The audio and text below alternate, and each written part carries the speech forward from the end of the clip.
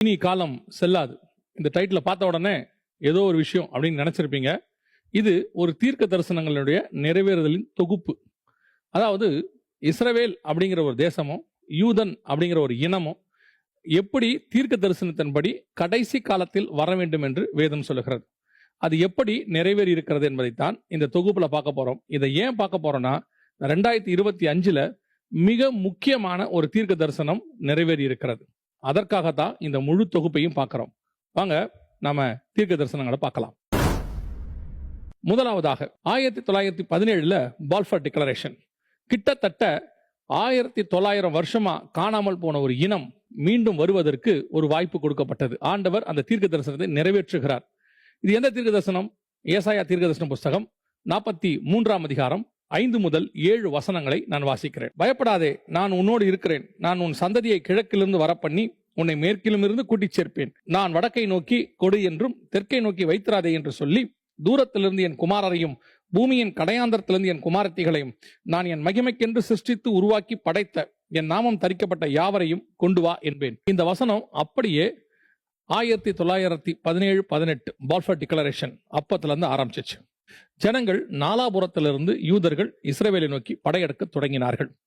இந்த இஸ்ரவேலர்களுக்கும் நாம் கடைசி கால தீர்க்க தரிசனத்துக்கும் என்ன சம்பந்தம்? ஓசியாவின் புஸ்தகம் 3ஆம் அதிகாரம் 4-5 வசனத்துல இஸ்ரவேல் புத்திரர் அநேக நாள் ராஜா இல்லாமலும் அதிபதி இல்லாமலும் பலி இல்லாமலும் சிலை இல்லாமலும் ஏபோத் வஸ்திரம் இல்லாமலும் தேராபியும் இல்லாமலும் இருப்பார்கள்.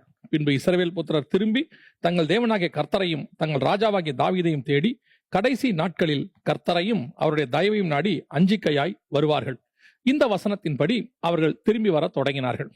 எல்லா புறத்திலிருந்து இந்த 2025 வரைக்கும் மனாசே கோத்திரம் இந்தியாவிலிருந்து புறப்பட்டு வந்திருக்கிறது. இந்த தீர்க்க தரிசனம் நிறைவேறியது.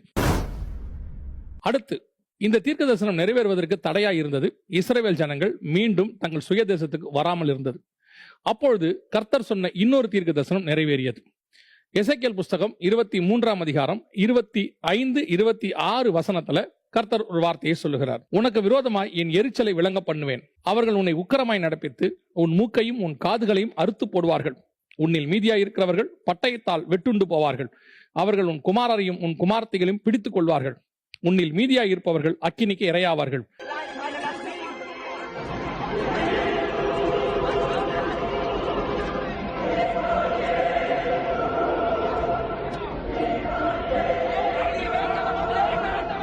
அவர்கள் உன் வஸ்திரங்களை உரிந்து உன் சிங்காரமான ஆபரணங்களை பறித்துக் கொள்வார்கள்.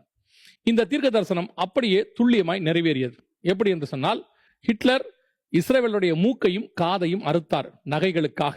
அந்த நாகப ஆபரணங்கள் மொத்தத்தையும் எடுத்துக்கொண்டார். நீ இருக்கிற இடத்தில் கோதுமை கட்டுகளை இருத்துகிறது போல நீ இருக்கிற இடத்தில் உன்னை இருத்துவேன். 16வது வசனம், உன்னில் பலவான்கள் நிர்வாணமாய் ஓடி போவார்கள். யூத ஜனங்களை சாவடிக்கும் போது நிர்வாணமாக சாவடித்து மொத்த வஸ்திரத்தையும் அவர் ஒரு பெரிய மலை போல் வஸ்திரங்கள் குவிந்திருந்தது. இந்த தீர்க்க தரிசனங்கள் எல்லாம் துல்லியமாக 1936 43 வரை நிறைவேறியது. அடுத்து கர்த்தர் உரைத்த ஒரு தீர்க்க தரிசனம் 1948 துல்லியமாய் நிறைவேறியது.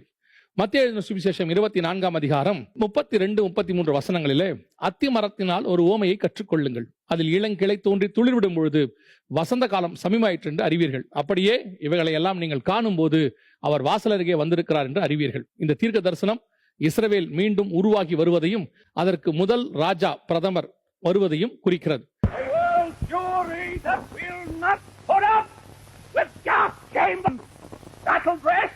சொன்னபடியே 1948 மே மாதம் 14ஆம் தேதி இந்த தீர்க்க தரிசனம் நிறைவேறியது. இஸ்ரவேலுடைய மிக முக்கியமான நகரமாக எருசலேமை குறித்த தீர்க்க தரிசனம். சகரியாவின் புஸ்தகம் 12ஆம் அதிகாரம் 6வது வசனத்துல எருசலேம் திரும்பவும் தன் ஸ்தானமாகிய எருசலேமிலே குடியேற்றப்பட்டிருக்கும் என்று ஆண்டவர் சொன்னார். 1967 ஜூன் மாதம் 5ஆம் தேதி 6 நாள் யுத்தத்தில் இந்த தீர்க்க தரிசனம் நிறைவேறியது. ஏறக்குறைய 1900 வருஷம் எருசலேம் பட்டணத்தை விட்டு துரத்தப்பட்ட யூதர்கள் அபிஷியலாக உள்ளே நுழைந்தார்கள். பட்டணம் அவர்கள் வசமாய் மாறியது. அதே சகரியா 12:6 எருசலேம் திரும்பவும் தன் ஸ்தானமாகிய எருசலேமிலே, அதாவது இஸ்ரவேலுடைய தலைநகராக எருசலேம் மாறும் என்பதற்கான ஒரு தீர்க்க தரிசனம். இது 2018 இந்த தீர்க்க தரிசனம் நிறைவேறியது. எல்லா எதிர்ப்புக்கும் மத்தியிலையும் அப்பொழுதைய அமெரிக்க ஜனாதிபதியாக இருந்த டொனால்ட் ட்ரம்ப் இஸ்ரவேலுக்கு தலைநகராக எருசலேமை முன்னறிவித்தார். அதை ஒட்டி அதே சகரியா 12:3-4 வசனங்களிலே பூமியில் உள்ள எல்லா ஜனங்களும் அதற்கு விரோதமாய் கூடிக்கொள்வார்கள், ஏகமாய் கூடிக்கொள்வார் என்று சொல்லப்பட்டது. அதன்படி இந்த 2 ஸ்டேட் சொல்யூஷன் என்று சொல்லக்கூடிய இஸ்ரவேலின் தலைநகராக எருசலேமை மாற்றக்கூடாது, அதை 2ஆக பிரிக்க வேண்டும், ஒரு பகுதி பாலஸ்தீனத்துக்கும் ஒரு பகுதி இஸ்ரவேலுக்குமாய் மாற்ற வேண்டும் என்று சொல்லி 2 ஸ்டேட் சொல்யூஷன் ஐநா சபையில் தீர்மானம் கொண்டு வரப்பட்டது.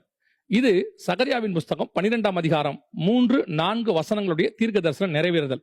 ஏறக்குறைய 128 நாடுகள் இஸ்ரவேலுக்கு விரோதமாய் கூடிக்கொண்டது. இந்த காலகட்டத்தில் அடுத்த தீர்க்க தரிசனம் துல்லியமான மிக முக்கியமான தீர்க்க தரிசனம் நிறைவேறியது. 2018 ஆண்டவர் சொன்னபடி மிக துல்லியமாக என்னாகமம் 19 அதன் அடிப்படையில் ரெட் ஹீஃபர் என்று சொல்லக்கூடியதான சிவப்பு கிடாரி எருசலேமிலே பலி கொடுப்பதற்கு தயாராக்கப்பட்டது. எருசலேமிலே தேவாலயம் கட்டுவதற்கான ஆயத்த பணிகள் எல்லாம் 1987 டெம்பிள் இன்ஸ்டிடியூட் என்று சொல்லக்கூடியதான அமைப்பின் மூலமாக ஆயத்தப்படுத்தப்பட்டது. அந்த அமைப்பின் மூலமாக பாத்திரங்கள், ஆசாரிய உடைகள், தேவாலயத்துக்கு தேவையான எல்லா காரியங்களும் வாங்கப்பட்டது. குறிப்பாக மெனோராக் என்று சொல்லக்கூடிய 7 கிளையுண்ண பொன் குத்துவிளக்குகளும் அங்கே தயாராக இருக்கிறது. இப்படி 3வது தேவாலயத்துக்கான எல்லா காரியமும் இருக்கு. 3வது தேவாலயம் எப்பொழுது வரும்? மத்தேயு எழுதின சுவிசேஷம் 24ஆம் அதிகாரம் 15வது வசனத்துல பாழாக்கும் அருவருப்பை குறித்து சொல்லும் பொழுது அதை பரிசுத்த ஸ்தலத்தில் நிற்க காணும் போது என்று வேதம் சொல்லுகிறது. பரிசுத்த ஸ்தலத்தில் அந்தி கிறிஸ்து கடைசி சர்வாதிகாரி வந்து நிற்க வேண்டும். அப்படியானால் அங்கே ஒரு தேவாலயம் வர வேண்டும். இப்பொழுது தேவாலயத்துக்கான எல்லா பொருட்களும் தயாராக இருக்கிறது. ஆண்டவர் சொன்னபடி துல்லியமாக தேவாலயத்துக்கான எல்லா பொருட்களும் வாங்கப்பட்டாகி விட்டது. 2022 அந்த மிக முக்கியமான ரெட் ஹீஃபர் எருசலேம் நகருக்குள் கொண்டு வரப்பட்டது. பலி பொருள் தயாராகி விட்டது. எருசலேம் தேவாலயத்துக்கு தேவையான எல்லா பொருட்களும் தயாராகி விட்டது. 2010 ஆரோனின் வம்சத்தை சார்ந்த ஒரு மனுஷனை நார்த் ஆப்பிரிக்காவில் சினகாக் என்று சொல்லக்கூடிய ஜபாலயத்தில் கண்டுபிடித்தார்கள். அந்த மனுஷனை கொண்டுதான் ஆரோனின் வம்சம் கொண்டு வரப்பட்டதாக சொல்லப்பட்டது. ஆனால் அது துல்லியமாக உரைக்கப்படவில்லை. அதனுடைய உண்மைத்தன்மை சோதித்து பார்க்கப்பட்டது. 2025 இது மிக முக்கியமான ஒரு காரியம். 2025 இந்த தீர்க்க தரிசனம் என்ன நிறைவேறுகிறது என்று சொன்னால், இந்த ஆரோனின் வம்சம் லேவி கோத்திரத்திலிருந்து பிரதான ஆசாரியத்துவத்துக்கான நியாயப்பிரமாண முறையின்படி அவர்களுக்கு தேவையான ஆசாரியத்துவத்தின் ஆள் இப்பொழுது தயாராக இருக்கிறார். இன்னும் சொல்ல வேண்டால் அவரை ஆர்டன், அதாவது அவரை அபிஷேகம் பண்ணப்பட்டாகி விட்டது. அவருடைய பெயர் ரவி பாரக் கோஹன். இப்பொழுது அவர் தேவாலயத்தினுடைய அந்த பலிகளை குறித்தும் எல்லா காரியங்களை குறித்தும் துல்லியமாக படித்து முடித்து விட்டார் என்று சொல்லுகிறார்கள். அதாவது பிரதான ஆசாரியனும் ரெடியாகி விட்டார். தேவாலயத்துக்கு தேவையான அத்தனை காரியங்களும் ரெடி. கவனியுங்கள், நான் வரிசையாக ராபிடாக சொல்லுகிறேன்.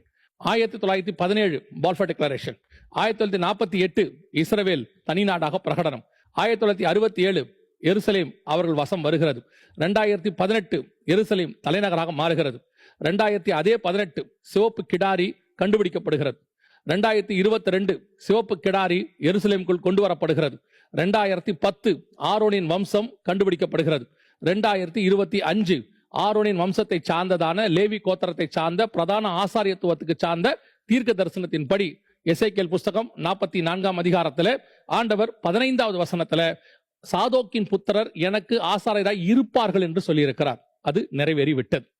இனி அவர்களுக்கு தேவையானது ஒன்று. அவர்களே சொல்லுகிறார்கள், எங்களுக்கு எல்லாம் வந்து விட்டது, ஒன்றே ஒன்று எங்களுக்கு தேவை, தேவாலயத்துக்கான இடம். அந்த தேவாலயத்துக்கான இடம் டெம்பிள் மவுண்ட் என்று சொல்லப்படுகிறது.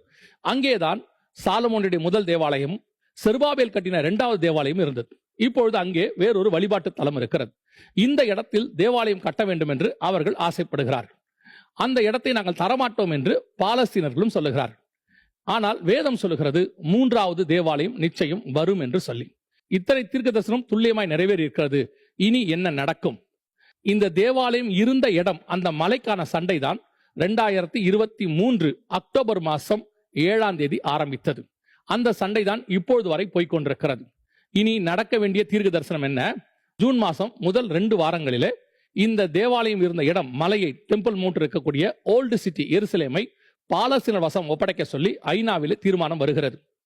நியூ சிட்டி என்று சொல்லக்கூடிய எருசலேமை இஸ்ரவேல் வசம் ஒப்படைக்க சொல்லி அதே தீர்மானம் சொல்லுகிறது. அதாவது இதுக்கு போய் 2 ஸ்டேட் சொல்யூஷன், 2ஆக பிரிக்கிறார்கள். இது சாத்தியமா என்று சொன்னால் உலக நாடுகள் அத்தனையும் இதற்கு ஆதரவு தெரிவிக்கிறது. ஐரோப்பா நாட்டிலே, அரபு நாடுகளிலே எல்லோரும் ஆதரவு தெரிவிக்கிறார்கள். சகரியாவின் புஸ்தகம் 12ஆம் அதிகாரம் 3-4 வசனத்தின்படி பூமியில் உள்ள ராஜாக்கள் ஏகமாய் எருசலேமுக்கு விரோதமாய் கூடிக்கொள்வார்கள். தீர்க்க தரிசனம் நிறைவேறுகிறது. இதனுடைய முடிவுதான் 3ஆம் உலக யுத்தமாக இருக்க வாய்ப்பு இருக்கிறது. நம்மை பொறுத்த வரைக்கும் ஆண்டவர் சொன்ன தீர்க்க தரிசனங்கள் 1917 இருந்து 2025 வரைக்கும் ஏறக்குறைய இந்த 120 வருஷத்துக்குள்ள இன்னும் தெளிவாய் சொல்ல வேண்டும் என்றால் 1948 இருந்து இந்த 2025 வரைக்கும் 77 வருஷங்களாக அத்தனை தீர்க்க தரிசனங்களும் துல்லியமாய் நிறைவேறுகிறது. இனி நமக்கு தேவையான ஒன்றே ஒன்றுதான் இருக்கிறது. இவைகள் சம்பவிக்க தொடங்கும் போது லூக்கா 21:28 உங்களுடைய மீட்பு சமீபமாக இருப்பதால் நிமிர்ந்து பார்த்து தலைகளை உயர்த்துங்கள். கவனித்து பாருங்கள், இத்தனை தீர்க்க தரிசனங்களும் 77 வருஷத்துக்குள்ளாக நிறைவேறி இருக்கிறது, நிறைவேறி கொண்டிருக்கிறது. இயேசு சொன்ன இத்தனை விஷயங்களும் துல்லியமாய் வருமானால், நடக்குமானால் அவர் வருவேன் என்கிற தீர்க்க தரிசனமும் துல்லியமாய் நடக்க போகிறது. இனி காலம் செல்லாது. சபைக்கு இருக்கிற ஒரே காலம் ஆயத்தப்படுகிற காலம். சபையை ஆயத்தப்படுத்துங்கள், நீங்களும் ஆயத்தப்படுங்கள், ஒரு கூட்டத்தை ஆயத்தப்படுத்துங்கள். ராஜா வருகிறார், இனி காலம் செல்லாது.